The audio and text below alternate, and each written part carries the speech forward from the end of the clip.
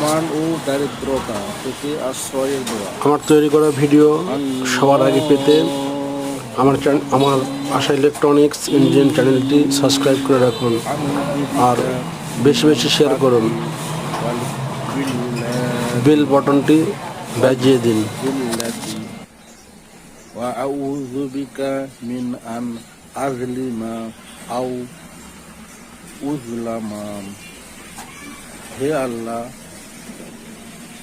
আমি তোমার কাছে আশ্রয় প্রার্থনা করছি দারিদ্রতার অভিশাপ থেকে এবং অর্থ ঘাটতি ও অপমান থেকে,